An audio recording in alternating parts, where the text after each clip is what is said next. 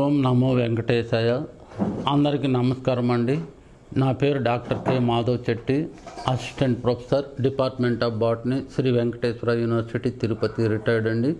గత 28 సంవత్సరాలుగా ఈ మందు మొక్కల మీద రీసెర్చ్ చేస్తున్నాను.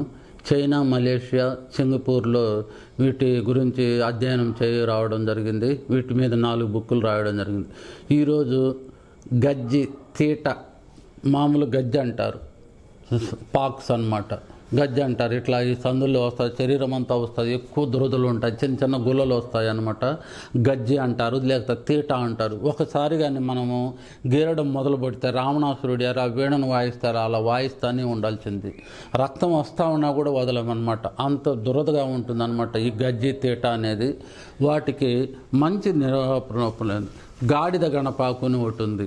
ఆ గాడిద గణపాకు కానీ, లేదా మాలకంకిని, చిలాస్టస్ కానికులేటస్, వేపాకు, తర్వాత కానగాకు, ఈ విధంగా మనం పౌడర్ చేసుకొని వేప నూనె కానీ, విప్ప నూనె కానీ, కానుగ నూనెలో కానీ కలిపేసి ఈ పౌడర్ను రోజు వేసి రుద్దాలి, బాగా రుద్దాలి.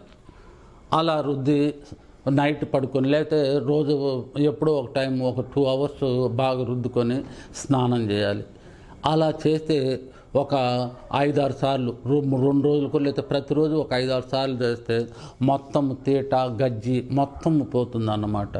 ఇంకోటి కూడా తెల్లీస్పరి అంటే అరెస్టిరోకియా బ్యాక్టీరియలేట్ అని, దాన్ని తెచ్చి బాగా నూరేసి ఆవు పంచితం ఉంది కదా, ఆ పంచితంలో చేసి తాగేసేయాలన్నమాట. అలా తాగేస్తే కూడా తీట మొదలుపోతుంది. దాని యొక్క పేస్ట్ను రోజు బాగా రుద్దుకుంటే, పౌడర్ చేసి రుద్దుకుంటే కూడా ఈ తీట, గజ్జి, తామర కూడా పోతుంది అన్నమాట. నేను ఈ మందు మొక్కల మీద 3 బుక్కులు రాయడం జరిగింది. దాంట్లో ఒకటి వచ్చింది, ఇది flowering plants of Chittoor district, అంటే చిత్తూరు డిస్టిక్లోని మందు మొక్కలు, ఔషధ మొక్కలు. దీంట్లో ఈ బుక్ అన్నమాట. ఈ బుక్లో 2000 ప్లాంట్స్ ఉన్నాయి.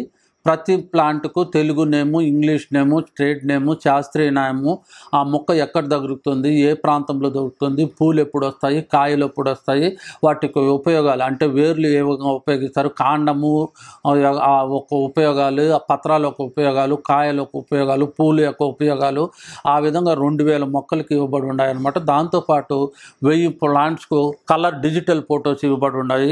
సపోజ్ ఇక్కడ చూశారనుకోండి, మొత్తం కలర్ డిజిటల్ ఫొటోస్. ఎవరైనా చూస్తే కూడా ఇమీడియట్గా చిన్నపిల్లలు మొదలుకొని పెద్దవాళ్ళ వరకు ఎవరైనా సరే ఈ మొక్క మన ప్రాంతంలో ఉంది, పెరట్లో ఉంది, రోడ్లో ఉంది, మన పొలాల్లో ఉందని ఈజీగా చిన్న పిల్లవాడు కూడా అర్థం చేసుకోగలుగుతాడు, చెప్పగలుగుతాడు అనమాట. ఇది ఈ బుక్ యొక్క ఉపయోగము. ఈ బుక్లో 2000 మొక్కలు ఉన్నాయి, 650 పేజీలు ఈ బుక్.